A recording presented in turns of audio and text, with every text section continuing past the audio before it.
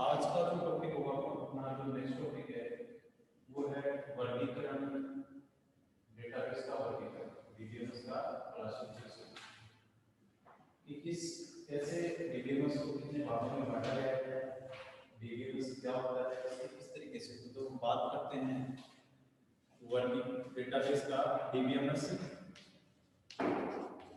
का वर्गीकरण यानी क्लासिफिकेशन ऑफ डीबीएमएस।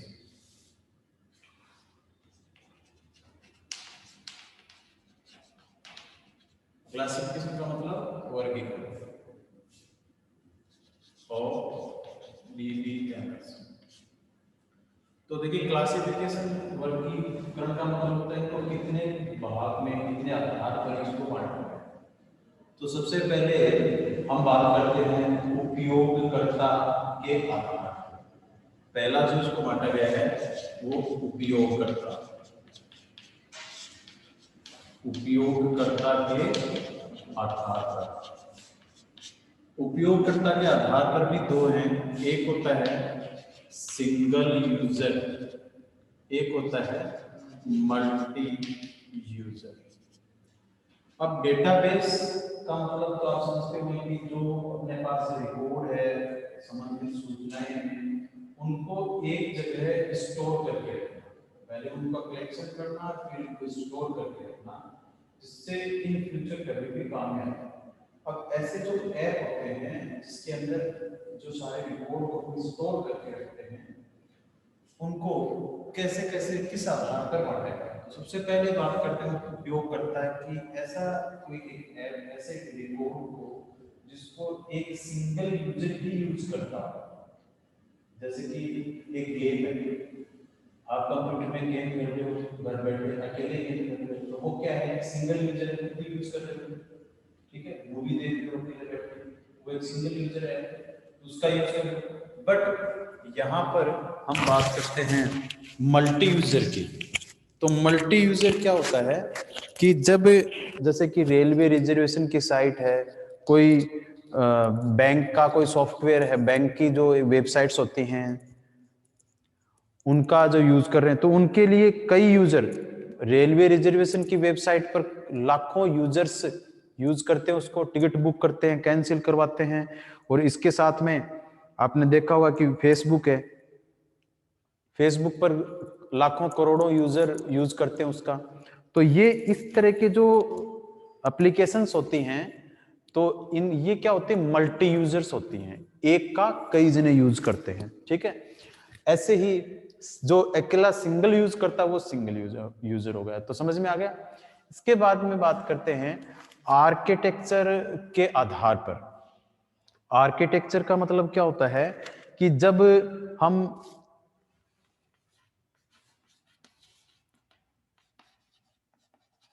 आर्किटेक्चर का मतलब होता है इसका जो बनावट, इसके आधार पर कैसे बांटेंगे इसको।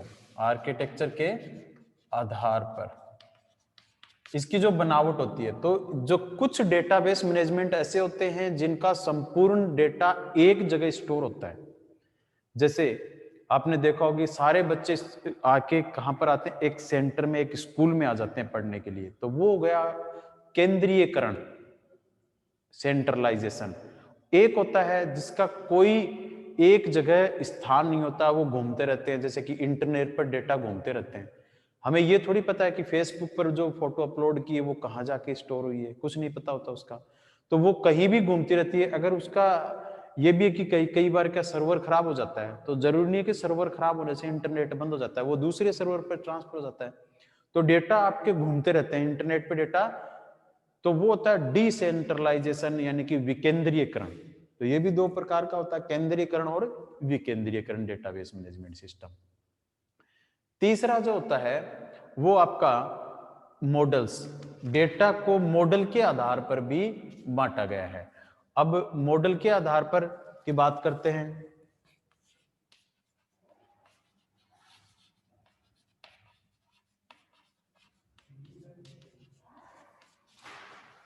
अब डेटाबेस के मॉडल, और डेटाबेस का मॉडल का मतलब डिजाइन, कि उनकी डिजाइन किस, कोई भी डेटाबेस मैनेजमेंट सिस्टम होता है उनकी डिजाइन कैसी होती है, उनके आधार पर उनको बांटा गया। तो डेटा मॉडल जो होते हैं वो आपके सबसे पहले बात करते हैं hierarchical database model, dBA, DBM, ठीक है। दूसरा होता है इसके अंदर हायरार्किकल के बाद में network data model, data model. एक होता है इसमें relational,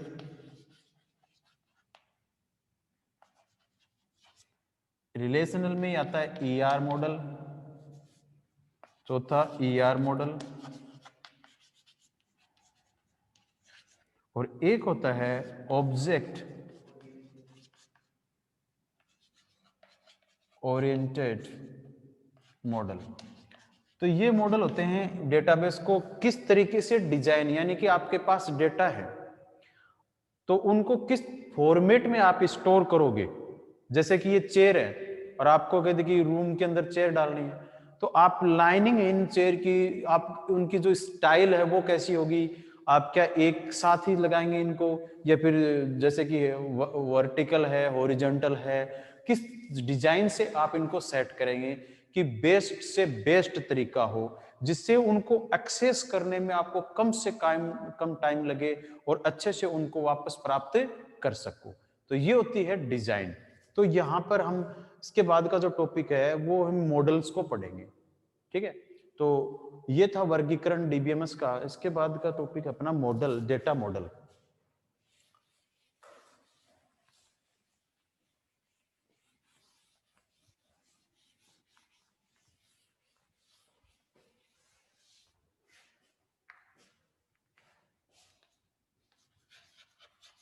data models of DBMS. सबसे पहले बात करते हैं hierarchical model.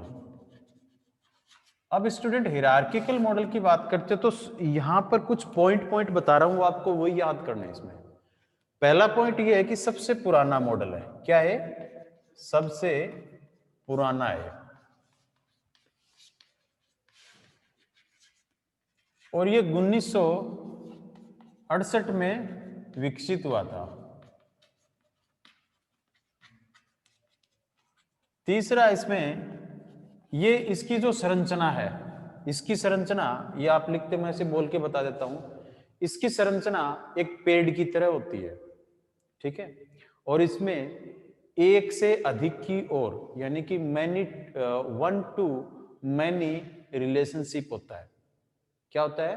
1 to many relationship होता है। 1 to मैनी रिलेशनशिप।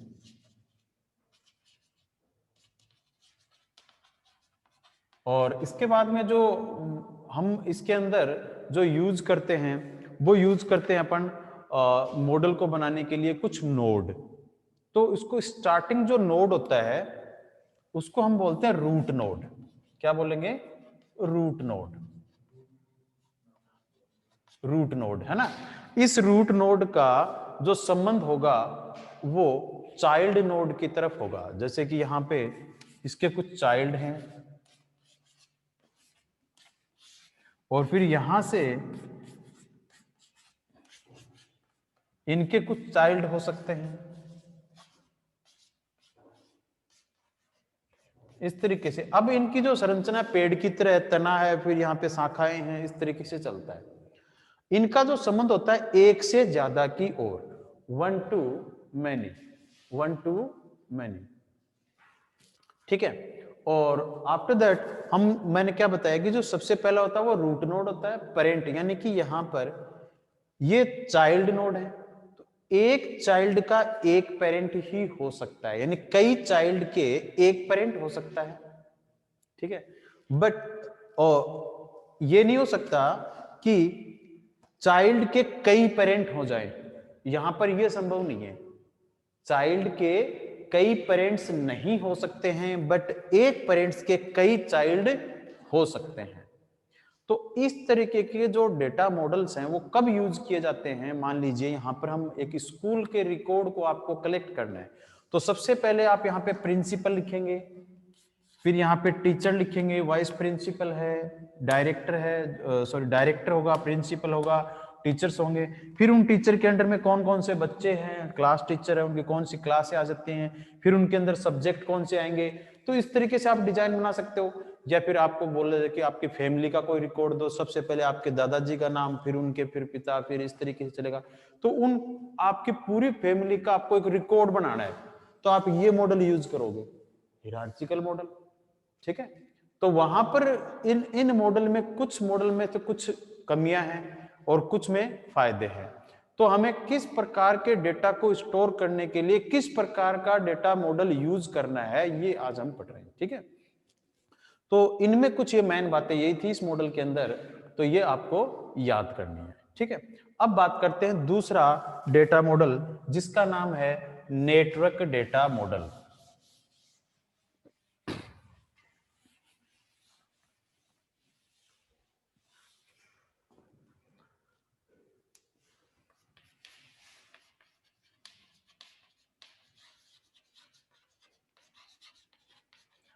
अब कुछ ऐसे रिकॉर्ड होते हैं, तो ये संभव नहीं होता कि जो रिलेशन है वन टू मैनी की तरफ ही जाए। हो सकता है, जैसे कि एग्जांपल देता हूं, एक क्लास में कई बच्चे हो सकते हैं और उनके कई क्या हो सकते हैं, सब्जेक्ट हो सकते हैं। There are many students in class, और उनके स्टूडेंट भी, उनके सब्जेक्ट भी कई हो सकते हैं, अकाउंट्स, कंप्यूटर, हिंदी, इंग्लिश, बहुत सारे हो सकते हैं। तो ऐसे रिकॉर्ड्स को स्टोर करने के लिए वहां पर जो हायरार्किकल मॉडल पढ़ा था वो वैलिड नहीं होगा, सही नहीं होगा। हाँ कर सकते हैं, बट उसमें ज्यादा कॉम्प्लेक्सिटी हमें मिलेगी, कठिनाई मिलेगी। बट यहाँ पे नेटवर्क मॉडल का यूज करेंगे, तो ये जो मॉडल है इसके अंदर कुछ ये है कि ये जो है मैनी टू मैनी, इसका जो रिलेशनशिप कैसे चलता है, many to many relationship.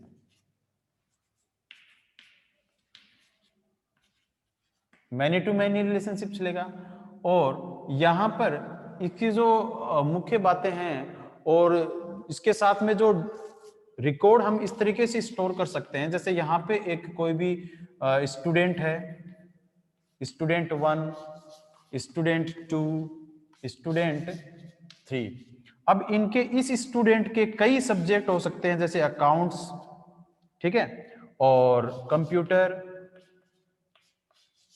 English, Hindi.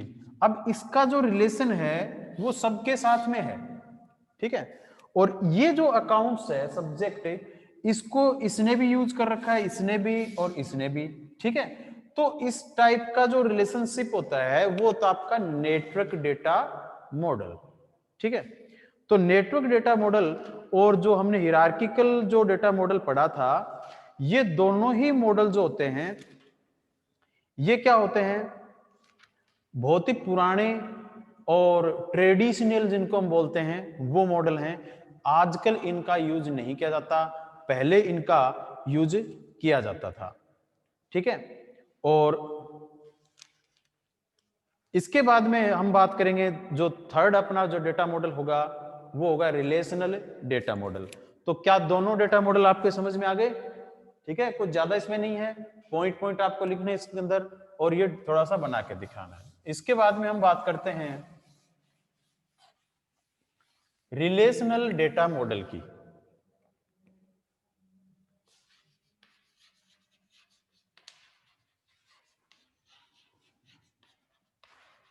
Relational data model के अंदर भी कुछ मुख्य बातें हैं। फर्स्ट ये है कि ये रिकॉर्ड बेस आधारित है। क्या है? रिकॉर्ड पर, यानी कि जो रिकॉर्ड होगा वो आपको एक टेबल के अंदर स्टोर करके रखना होगा। ठीक है, तो ये क्या है, रिकॉर्ड बेस आधारित मॉडल है। दूसरा, इसके अंदर टेबल का यूज किया जाता है, और टेबल का नाम ही क्या होता है, रिलेशन। टेबल का दूसरा नाम क्या होता है, रिलेशन। और टेबल के अंदर रिकॉर्ड रखेंगे तो एक टेबल दूसरे टेबल से क्या रखेगी, रिलेशन रखेगी। कि 2 टेबल हैं, 3 टेबल हैं, 4 टेबल हैं, उनके बीच में एक टेबल होगी, वो सब के अंदर क्या रखेगी, रिलेशन रखेगी। और जब जब टेबल के अंदर रिकॉर्ड को हम रखेंगे तो सबसे पहले टेबल के कॉलम बनाएंगे और उन कॉलम को हम बोलते हैं, कॉलम के नाम को हम बोलते हैं एट्रीब्यूट, है ना। और टेबल के नाम को हम बोल सकते हैं एंटिटी। टेबल के नाम को हम एंटिटी बोलेंगे, टेबल का नाम बोल सकते हैं और रिलेशन भी बोल सकते हैं, ठीक है। अब टेबल के कितने नाम हो गए? एंटिटी, टेबल और रिलेशन। ये तीनों एक ही चीज है, मैं आपको बताऊंगा प्रैक्टिकल करके। अब दूसरा, इसके बाद में जो रो होती हैं, पंक्तियां होती हैं, उनको हम बोलेंगे टप्पल, ठीक है। अब देखते हैं इनका रिकॉर्ड, एक एग्जांपल से मैं आपको समझाने की कोशिश करूंगा। तो सबसे पहले मान लेते हैं एक सपोज आप एक बैंक है आपके पास और आप एक बैंक के कस्टमर हो और आपके पैसे कोई जमा कराने के लिए जा रहा है, ठीक है, एक डिपॉजिटर। कितने जने हो गए? बैंक, कस्टमर और डिपॉजिटर, ठीक है। तो स्टार्ट करते हैं। सबसे पहले हम बनाते हैं कस्टमर। एक कस्टमर है, अब ये कस्टमर नाम की टेबल है, इसी कस्टमर को ये टेबल का नाम भी है, ये रिलेशन भी है और ये एंटिटी भी है। क्या है? एंटिटी है। कोई भी ऑब्जेक्ट होता है ना, वो उसी को एंटिटी बोलते हैं। यहां पर मैं एक टेबल बनाता हूं कस्टमर नाम की, इसमें कस्टमर की आईडी हो सकता है, कस्टमर का नेम हो सकता है, कस्टमर का एड्रेस हो सकता है, और भी बहुत सारी इंफॉर्मेशन हम लिख सकते हैं इस टेबल के अंदर। एग्जाम्पल के तौर पे मैं इतना ही लिखूंगा। फिर यहां पर मैं कुछ यहां पर पंक्ति बनाता हूं जिनको हम बोलते हैं रो। इसके अंदर रिकॉर्ड लिखेंगे। जो रिकॉर्ड लिख रहा हूं 101, दैट इज डोमेन। ये क्या? इसका डोमेन है। एक वैल्यू होती है ना, इसका डोमेन है 101। और ये जो है देखो, कस्टमर क्या हो गई आपकी? एंटिटी। ये क्या हो गई आपकी? Customer ID. ये हो गई एट्रीब्यूट। एट्रीब्यूट्स, एट्रीब्यूट्स है सारी, है ना। और कस्टमर क्या है? एंटिटी। और ये जो है, ये है टपल्स, ये टपल्स, और ये जो वैल्यू है डोमेन, ठीक है। अब यहां पे ये जो रिकॉर्ड है, सारा रिकॉर्ड है, इनको हम इंस्टेंस भी बोलते हैं, जो कि मैंने लास्ट वीडियो में बताया था। इनको क्या बोलते हैं? इंस्टेंस। और टेबल की जो डिजाइन है, इसको हम स्कीम बोलते हैं, स्कीमा, ठीक है। अब यहां पे मैं रिकॉर्ड लिखता हूं 102, 103, 104, ABC, XYZ, MNP, LMN, और एड्रेस है, यहां पे आप एड्रेस लिख सकते हो।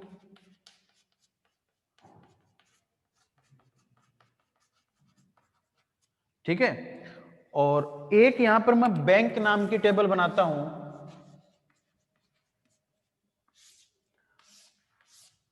अब बैंक के अंदर क्या हो सकता है? बैंक के अकाउंट नंबर हो सकते हैं, बैलेंस हो सकता है अपना।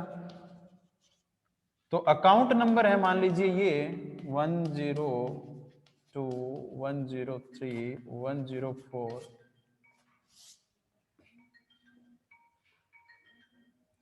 तो इस तरीके से मैं यहां पे क्या यूज करूंगा? यहां पर मैं यूज करता हूं, तो जैसे कि बैलेंस है, किसी का बैलेंस 10,000 है, 20,000 है, और अगेन 10,000 है, जो भी है, आप कोई भी वैल्यू यहां पर लिख सकते हैं। ठीक है। इसके बाद में देखिए, दो टेबल बनाई मैंने, कस्टमर और बैंक। ठीक है, कस्टमर और बैंक नाम से दो टेबल बनाई है। अब यहां पर हम एक तीसरी टेबल लेते हैं, जो कि होगा अपना डिपॉजिटर। अब डिपॉजिटर क्या करेगा?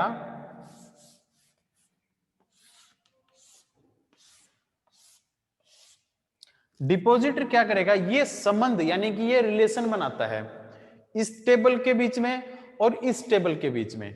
ठीक है, तो यहां से हमने उठाया, इस टेबल में से एक कॉलम की वैल्यू उठा लेते हैं कस्टमर आईडी, और इसमें से उठा लेते हैं अकाउंट नंबर। तो इसका जो कस्टमर आईडी है 101, 102, 103 और 104। ठीक है, और इसके जो अकाउंट नंबर हैं वो 102, 103 और 104। अब यहां पे देखिए, मान लीजिए आप आप एक बैंक के कस्टमर हो, आपका बैंक अकाउंट है, आप ये हो।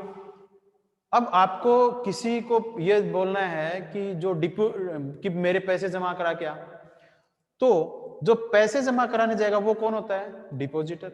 उसको ये मतलब नहीं कि आपका बैंक खाते में बैलेंस कितना है, आपको ये मतलब नहीं आपका नाम क्या है, आपका एड्रेस क्या है, बस आपकी आईडी चाहिए, कस्टमर आईडी ये आ गई, और अकाउंट नंबर, इसमें से क्या चाहिए? Account number. तो इस कस्टमर आईडी में वो पैसे जमा करा देगा, ठीक है ना।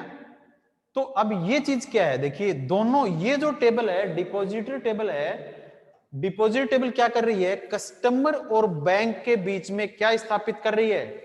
रिलेशन। क्या कर रही है? रिलेशन स्थापित कर रही है। आया समझ में? तो हम पढ़ रहे थे नेटवर्क रिलेशनल डेटा मॉडल। तो रिलेशनल डेटा मॉडल क्या करेगा? रिकॉर्ड बेस्ड है, रिकॉर्ड के आधार पर हम टेबल का यूज करेंगे और एक टेबल दूसरे टेबल के बीच में रिलेशन बनाएगी। जैसे कि देखो, ये टेबल इस टेबल और इस टेबल के बीच में क्या कर रही है? रिलेशंस बना रही है। आ गया समझ में? ठीक है, वापस इसको रिपीट करता हूं। पहला पॉइंट जो है रिलेशनल जो डेटा मॉडल है, इस मॉडल का वर्तमान में बहुत ज्यादा यूज भी किया जाता है, पहला पॉइंट। दूसरा, ये रिकॉर्ड बेस आधारित मॉडल है, इसके अंदर टेबल के बीच में रिलेशंस दर्शाए जाते हैं, रिलेशन को दर्शाने के लिए टेबल्स का यूज किया जाता है। टेबल में जो कॉलम लेंगे उनको एट्रीब्यूट बोलते हैं, पंक्तियों को टपल बोलते हैं, ठीक है। और इसके साथ में जो रिलेशंस होता है, ये एक रिलेशंस का एक ग्रुप होता है, ठीक है। तो इस तरीके के आप यहां पर नोट्स बना के लिख सकते हो अपने आप भी। तो ये था आपका रिलेशनल डेटा मॉडल, ठीक है। आ गया समझ में? इसके बाद में हम बात करते हैं,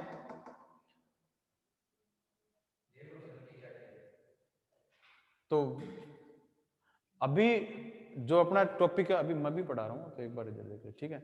तो ईआर मॉडल, इसके बाद का जो अपना टॉपिक है ईआर मॉडल। अब ईआर मॉडल क्या होता है? ये जो रिकॉर्ड बेस है, वो ये तो रिकॉर्ड बेस्ड होता है, और वो होता है आपका ग्राफिक्स बेस, यानी कि कुछ उसके अंदर ग्राफिक्स यूज किए जाएंगे, चित्रों का यूज किया जाएगा, वो पिक्चर का यूज करके हम उस डेटा मॉडल को डिजाइन करते हैं। इन रिकॉर्ड्स को इस तरीके से रखते हैं, उसमें रिकॉर्ड को एक पिक्चर का यूज करके रखा जाता है। उनके लिए एट्रीब्यूट है, एंटिटी है, रिलेशन है, इनके लिए कुछ शेप बनाई गई है, उन शेप का यूज किया जाएगा, जिससे उन शेप के बीच में रिलेशन को दर्शाया जाएगा। देखिए नेक्स्ट अपना है, मैं यहां से पूरा नहीं मिटा के इसके जो रिकॉर्ड्स हैं ये मिटा देता हूं, जिससे आपको अच्छे से समझ में आ जाएगा। इसी टेबल को मैं ईआर मॉडल का यूज करके आपको बता देता हूं। तो अपना अगला टॉपिक है, अगला जो मॉडल है वो है ईआर मॉडल। सबसे पहले इसके पूरे नाम की बात करते हैं, एक नंबर का यही पूछ लेते हैं, ईआर मॉडल क्या है। तो ई का मतलब होता है एंटिटी, एंटिटी और रिलेशनशिप, एंटिटी रिलेशनशिप मॉडल। ये अब एंटिटी रिलेशनशिप को पढ़ने से पहले मैंने आपको बताया कि इस मॉडल का यूज करने के लिए हमें कुछ शेप, कुछ आकृतियों का यूज करना होता है। वो आकृतियां कौन कौन सी हैं? बेसिक आकृतियां मैं आज बताऊंगा, और इसके बाद का जो क्लास होगी उसमें सारी जो आकृतियां उनके बारे में डिस्कस करेंगे। सबसे पहले हम बात करते हैं एंटिटी की। अगर यहां मैं आपको बताऊं कि जो पहले हमने टेबल बनाई थी उसमें एंटिटी क्या थी? टेबल का नाम ही क्या होती है? एंटिटी होती है। टेबल के नाम को ही क्या बोलते हैं? रिलेशन बोलते हैं, ठीक है। तो रिलेशन का अगर नाम है तो आप ध्यान देना कि टेबल की बात हो रही है, अगर आपको कोई एंटिटी की बात हो रही है तो टेबल के नाम की बात हो रही है। तो एंटिटी के लिए हम यहां पर रेक्टेंगल यानी आयताकार आकृति का यूज करते हैं, ठीक है। दूसरा, अगर हम एट्रीब्यूट की बात करें तो कॉलम के नाम को क्या बोलते हैं? एट्रीब्यूट। तो यहां पर ये है एट्रीब्यूट। एट्रीब्यूट के लिए हम यूज करेंगे इक्लिप्स यानी कि अंडाकार आकृति का यूज करेंगे। नेक्स्ट आता है ये जो एंटिटी, ये क्या है? ये रिलेशन है। ये रिलेशन है दोनों के बीच में, ठीक है। तो ये क्या हो गया आपका रिलेशन को दर्शाएगा, उसके लिए हम डायमंड शेप का यूज करेंगे, डायमंड शेप का यूज करते हैं। अब इन्हीं 3 आकृतियों का यूज करता हूं मैं, इसके बाद में नेक्स्ट क्लास में और भी आकृतियां हैं उनके बारे में हम डिस्कस करेंगे। तो सबसे पहले स्टार्ट करते हैं इस टेबल के रिकॉर्ड को आकृतियों में कैसे प्रदर्शित किया जाता है, जो कि ईआर मॉडल में दर्शाया जाता है। तो यहां पर क्या लिखा हुआ है कस्टमर, तो कस्टमर क्या है, एक एंटिटी है, और एंटिटी के लिए हम दर्शाएंगे यहां पर आयताकार आकृति, ठीक है। तो आयताकार आकृति में हम लिखेंगे कस्टमर, ठीक है। और इधर है बैंक, तो बैंक के लिए भी, बैंक भी क्या है, एक एंटिटी है, तो इसके लिए भी हम लिखेंगे आयताकार आकृति के अंदर, ठीक है। अब हम बात करते हैं कस्टमर के एट्रीब्यूट की। तो कस्टमर के एट्रीब्यूट क्या है, कस्टमर के जो उदाहरण होते हैं वही एंटिटी, वही एट्रीब्यूट कहलाते हैं। आपको कहेंगे एट्रीब्यूट किसे कहते हैं, तो एंटिटी के जो उदाहरण होते हैं उन्हें क्या कहते हैं, एंटिटी, सॉरी एट्रीब्यूट। और एंटिटी क्या होती है, जो एट्रीब्यूट की विशेषता बताती है वो होती है एंटिटी। तो कस्टमर के उदाहरण कौन से हैं, ये, और ये उदाहरण किसकी विशेषता बताते हैं, कस्टमर की, ठीक है। तो कस्टमर की विशेषता बताने वाले ये हैं, कस्टमर के उदाहरण हैं, ठीक है। और उदाहरण ही कस्टमर की विशेषता बताते हैं। तो ये जो कस्टमर आईडी है इसको हम अंडाकार आकृति में ऐसे लिखेंगे, customer ID, customer name, customer address, ठीक है। कस्टमर, तो ये एक क्या बन गई, अपना ईआर मॉडल बन के तैयार हो रहा है, ईआर एंटिटी और इनके बीच में रिलेशनशिप। अब ऐसे ही बैंक है, तो बैंक के लिए हमने क्या लिखा था, बैंक का अकाउंट नंबर और बैंक का बैलेंस। तो ये बैलेंस और अकाउंट ये तो हो गए एट्रीब्यूट, ये क्या हो गई एंटिटी। अब देखिए इन दोनों के बीच में रिलेशनशिप बनाते हैं, तो इधर से ये लेके आते हैं, इधर ये, और यहां पर बनाते हैं डायमंड डिपॉजिटर। ये क्या बन गया, डिपॉजिटर। ये क्या हो गया डिपॉजिटर, ये क्या दोनों के बीच में क्या स्थापित कर रहा है, रिलेशनशिप स्थापित कर रहा है। और यहां पर इसके भी तो कुछ कस्टमर आईडी ये हैं, है ना। तो यहां पर इस रिलेशनशिप के यहां पे एट्रीब्यूट है कस्टमर आईडी, और इधर आप लिख सकते हो इसके अकाउंट नंबर, ठीक है। तो ये जो रिलेशनशिप, ये आपका है एंटिटी रिलेशनशिप मॉडल। इस मॉडल का उपयोग करके डेटा को इस तरीके से डिजाइन कर सकते हैं कि भी ये रिकॉर्ड इससे रिलेशनशिप रखेगा, ये रिकॉर्ड इससे संबंधित है। अगर आपको कस्टमर आईडी पता है तो आप उसका बैलेंस भी पता कर सकते हो इस रिलेशन के माध्यम से। कस्टमर आईडी है, फिर इसका अकाउंट नंबर है, अकाउंट से वहां पे चले जाएंगे। तो एक टेबल से दूसरे डेटा, यानी एक डेटा दूसरे से क्या रख रहा है, रिलेशनशिप रख रहा है। तो इस हिसाब से हम क्या करेंगे, डेटा को सेव करके रखेंगे, जिससे एक्सेस करने में बहुत ज्यादा आसानी हो जाएगी, ठीक है। तो ये थे इंपॉर्टेंट मॉडल, और इसके बाद में नेक्स्ट वीडियो में हम पढ़ेंगे कुछ इसकी और आकृतियों के बारे में, और भी बहुत सारे, जो नॉर्मलाइजेशन क्या होता है, टेबल को किस तरीके से हम अरेंज करेंगे, वो सारी चीजें हम पढ़ेंगे। ओके।